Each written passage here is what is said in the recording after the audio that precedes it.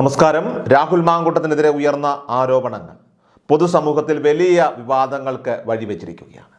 ഈ ആരോപണങ്ങൾക്ക് പിന്നിൽ കൃത്യമായിട്ടുള്ള ഒരു രാഷ്ട്രീയ ഗൂഢാലോചനയുണ്ട് എന്നത് റിപ്പോർട്ടുകൾ സൂചിപ്പിക്കുന്നു. രാഹുൽ മാങ്കൂട്ടത്തിൽ CPM-ന്റെയും പിണറായി വിജയന്റെയും തലവേദനയാണ്, ശക്തനായിട്ടുള്ള വിമർശകനാണ്. സമൂഹ മാധ്യമങ്ങളിൽ സൈബർ സഖാക്കൾക്കെതിരെ രാഹുൽ നടത്തുന്ന പോരാട്ടങ്ങൾ അദ്ദേഹത്തെ ഒരു രാഷ്ട്രീയ ശത്രുവാക്കി തന്നെ, പൊതുശത്രുവാക്കി തന്നെ CPM-ൽ മാറ്റിയിട്ടുണ്ട്. ഇത്തരമൊരു പശ്ചാത്തലത്തിൽ രാഹുലിനെ രാഷ്ട്രീയമായി ഇല്ലാതാക്കുക, തകർക്കുക എന്ന ലക്ഷ്യത്തോടെ ഈ ആരോപണങ്ങൾ കെട്ടിച്ചമച്ചതാണെന്നാണ് പ്രധാന വാദം. ഒരു യുവതിയെ ഗർഭിണിയാക്കിയെന്ന കേസിൽ പ്രധാന തെളിവായി ഒരു ശബ്ദരേഖയാണ് പ്രചരിക്കുന്നത്. എന്നാൽ കേസിലെ ഇരയുടെ അഭാവം ഈ വിവാദങ്ങളെ കൂടുതൽ സങ്കീർണമാക്കുകയാണ്. ഇര ആരെന്ന് പോലീസിനോ ആരോപണം ഉന്നയിക്കുന്നവർക്കോ പൊതുജനങ്ങൾക്കോ പോലും വ്യക്തതയില്ലാത്ത സാഹചര്യത്തിൽ ഈ കേസിൻ്റെ നിയമപരമായിട്ടുള്ള സാധുത ഇവിടെ കൃത്യമായി ചോദ്യം ചെയ്യപ്പെടുന്നു. ആ യുവതിയുടെ പേര് നമുക്ക് ആർക്കും ഇപ്പോഴും അറിഞ്ഞുകൂടാ. അപ്പോൾ പലരും അത് നിയമത്തിലെ ഒരു പഴുതാണെന്ന് വാദിക്കും. എന്നാൽ നിയമം ഒരു കേസിലെ ഇരയുടെ വിവരങ്ങൾ പുറത്തുവിടരുതെന്ന് മാത്രമാണ് പറയുന്നത്. പോലീസിനോ പൊതുജനങ്ങൾക്കോ രാഹുൽ മാങ്കൂട്ടത്തിനോ പോലും ഇരയെക്കുറിച്ച് അറിയാത്ത സ്ഥിതിക്ക് പിന്നെ എന്ത് പ്രശ്നമാണ് ഇവിടെ നിലനിൽക്കുന്നത്? യഥാർത്ഥത്തിൽ അങ്ങനെ ഒരു ഇരയില്ല എന്നതാണ് യാഥാർത്ഥ്യം. ഒരു ഇരയുണ്ട് എന്ന് വിശ്വസിച്ചുകൊണ്ട് ആളുകൾ പല നിലപാടുകളും സ്വീകരിക്കുകയാണ്. ഇപ്പോൾ ഈ പുറത്തു വന്നിരിക്കുന്ന ഗർഭം, അത് ആ വാർത്ത പോലും വ്യാജമാണ് എന്ന് തെളിയുകയാണ്. കാരണം യാതൊരു അടിസ്ഥാനവുമില്ലാതെ പൊട്ടിമുളച്ച കുറേ ആരോപണങ്ങളും ശബ്ദരേഖകളും ചാറ്റുകളും മാത്രമാണ് ഇവിടെയുള്ളത്.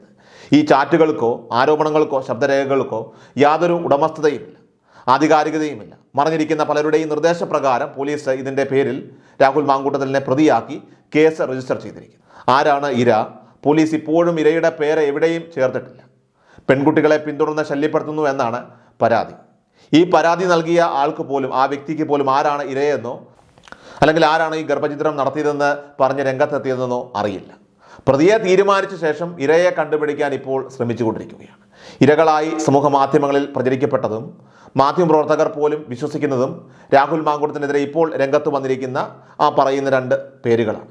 ഈ രണ്ട് പേരുകളിൽ ആരാണ് ഇരയെന്ന് ആരോപണം ഉന്നയിക്കുന്നവർക്ക് പോലും ഒരു നിശ്ചയമില്ല. ഈ രണ്ടു പേരുമായി സംസാരിച്ചവർ പറയുന്നത് അങ്ങനെ ഒരു അനുഭവം അവർക്ക് ഉണ്ടായിട്ടില്ല എന്നാണ്.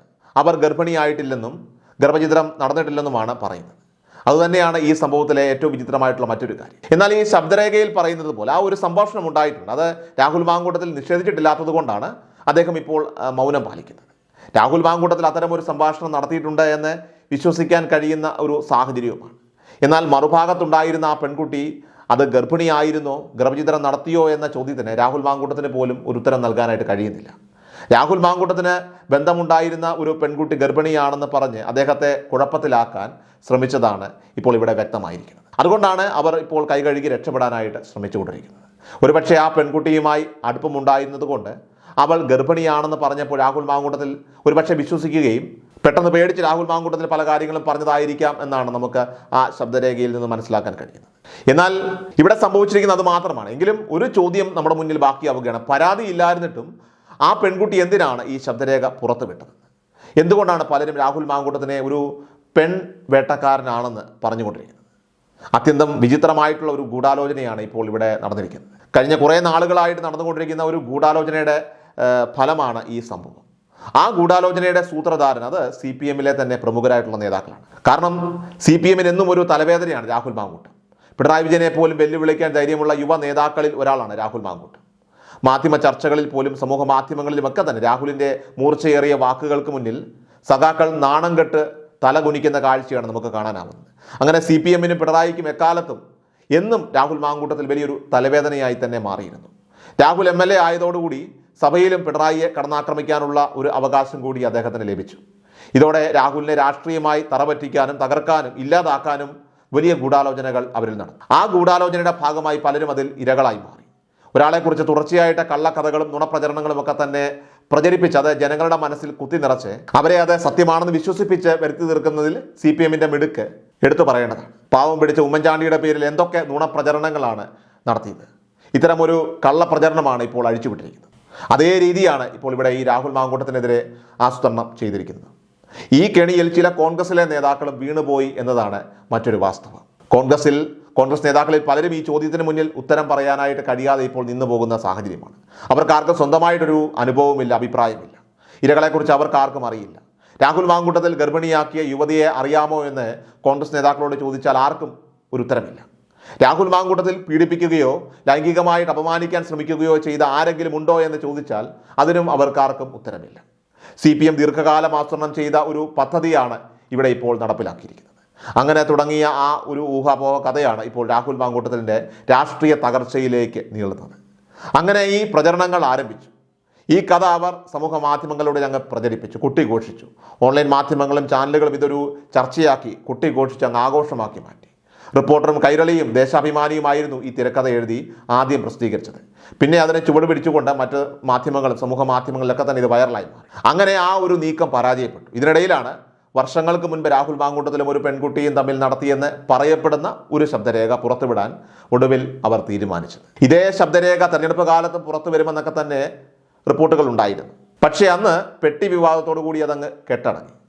ഈ ശബ്ദരേഖ ബോധപൂർവം രാഹുൽ മാങ്കൂട്ടത്തിലിനെ വീഴ്ത്തുന്നതിന് വേണ്ടി റെക്കോർഡ് ചെയ്തതാണ്. എന്നാൽ രാഹുലും ആ പെൺകുട്ടിയും തമ്മിൽ ചില ബന്ധങ്ങൾ ഒരുപക്ഷെ ഉണ്ടായിരുന്നിരിക്കാം, നമുക്കറിയില്ല.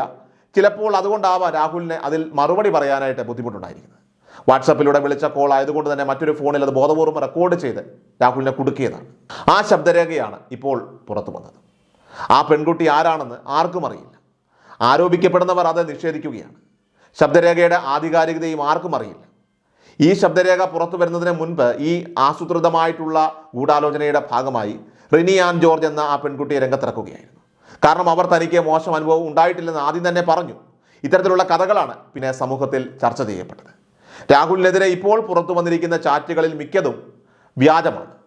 ശബ്ദരേഖ സത്യമാണെങ്കിലും അത് ബോധപൂർവം അപമാനിക്കാൻ വേണ്ടി റെക്കോർഡ് ചെയ്തതാണ്. അപ്പോൾ ഇത്തരത്തിൽ ഈ ശബ്ദരേഖകളൊക്കെ തന്നെ എല്ലാം തന്നെ ശേഖരിച്ച് രാഹുലിനെ രാഷ്ട്രീയമായി തന്നെ തകർക്കുക എന്ന CPM അജണ്ടയുടെ ഭാഗമായി അത് ഇപ്പോൾ പുറത്തുവിട്ടു. വലിയ ബോംബായി അത് പൊട്ടിത്തെറിച്ചു. അതിൻ്റെ പേരിലാണ് ഇപ്പോൾ പരാതിക്കാർ പോലും ഇല്ലാതെ കേസെടുത്തിരിക്കുന്നത്. എന്നാൽ ഈ കേസിൻ്റെ ഗതി എന്താണെന്ന് അവർക്ക് നന്നായി അറിയാം. രാഹുലിനെ പെൺവേട്ടക്കാരനായിട്ട് പീഡകനായി ചിത്രീകരിച്ച് അറസ്റ്റ് ചെയ്യിപ്പിക്കുക, അതോടൊപ്പം തന്നെ അപമാനിക്കുക തുടങ്ങിയ ലക്ഷ്യങ്ങളാണ് ഇതിന് പിന്നിലുള്ളത്. ഇവിടെ ഈ പറഞ്ഞ രണ്ടുപേരും ഉറപ്പിച്ച് പറയുന്നു തങ്ങൾക്ക് ദുരനുഭവം ഇല്ലെന്ന്. എന്നാൽ ഈ രണ്ടുപേരും പറയുന്നതാകട്ടെ തങ്ങൾക്ക് പരിചയമുള്ളവർക്ക് ദുരനുഭവം ഉണ്ട് എന്നാണ്. എന്നാൽ പരിചയമുള്ളവർ പറയുന്നതാകട്ടെ അവർക്ക് ദുരനുഭവം ഇല്ലെന്ന്. പിന്നെ ആർക്കാണ് ഇവിടെ പരാതി? ആർക്കാണ് ഇവിടെ ഗർഭം? വ്യാജ ഗർഭത്തിൻ്റെ പേരിൽ രാഹുലിനെ നിരന്തരമായി ആക്രമിച്ചു കൊണ്ടിരിക്കുകയാണ്. ഇവിടെ തെളിവുണ്ടോ? ഒന്നുമില്ല. പുറത്തു വന്നിരിക്കുന്ന ഈ ശബ്ദരേഖയുടെ ഉടമയായിട്ടുള്ള പെൺകുട്ടിയെ പോലും കണ്ടെത്താനായിട്ട് കഴിയാതിരിക്കുമ്പോൾ ഈ ഗർഭം ചീറ്റിപ്പോയി എന്ന് തന്നെ പറയാം. ഒരു യുവാവെന്ന നിലയിൽ പരസ്പരം സമ്മതമുള്ള സാഹചര്യങ്ങളിൽ ചിലപ്പോൾ അദ്ദേഹത്തിൽ നിന്ന് ചില ഇക്കിളി കാര്യങ്ങളൊക്കെ തന്നെ സംഭവിച്ചിരിക്കുക. നമുക്കത് പറയാൻ സാധിക്കില്ല, ഇല്ല എന്ന് ആർക്കും പറയാൻ കഴിയില്ല. എന്നാൽ ഇവിടെ പറയുന്നത് പോലെ അദ്ദേഹം ആരെയെങ്കിലും പീഡിപ്പിച്ചിട്ടുണ്ടോ? ആരുടെയെങ്കിലും സമ്മതമില്ലാതെ ആരെയെങ്കിലും കയറി പിടിച്ചിട്ടുണ്ടോ? ഗർഭമുണ്ടാക്കിയിട്ടുണ്ടോ? ഉണ്ടെങ്കിൽ പിന്നെ എന്തുകൊണ്ടാണ് ആരും രംഗത്ത് വരാത്തത്? ഈ ഒരു ചോദ്യമാണ് ഇപ്പോൾ വരുന്നത്. ഒരു പരാതിക്കാരി പോലും ഇല്ലാതെ എന്തിനാണ്? ആർക്കാണ് ഇവിടെ ഗർഭം? അയാൾ കുറ്റം ചെയ്തിട്ടുണ്ടെങ്കിൽ ചെയ്തു എന്നതിന് തെളിവ് ഇതുവരെ ലഭ്യമല്ല. അപ്പോൾ ഇവിടെ ഇര ആരെന്ന് അറിയാതെ ഒരു ജനപ്രതിനിധിയെ ഇങ്ങനെ അപമാനിക്കുന്നത് അങ്ങേയറ്റം ലജ്ജാകരമാണ്. രാഹുൽ മാങ്കൂട്ടത്തിൽ MLA സ്ഥാനം രാജിവെക്കണമെന്ന് പറയുന്നു. മുകേഷ് എവിടെ നിൽക്കുന്നു? ശശീന്ദ്രൻ എവിടെ നിൽക്കുന്നു? കടകംപള്ളി എവിടെ നിൽക്കുന്നു? ഇവരാരെങ്കിലും രാജിവെച്ചു? അപ്പോൾ ഇങ്ങനെ ഒരു ജനപ്രതിനിധിയെ അപമാനിക്കുന്നത് അങ്ങേയറ്റം ലജ്ജാകരമാണ്. അയാൾ തെറ്റുകാരനാണെങ്കിൽ അയാളെ ശിക്ഷിക്കപ്പെടട്ടെ. ഇനി അയാൾ തെറ്റുകാരനല്ലെങ്കിൽ അയാൾക്ക് നീതി ലഭിക്കട്ടെ.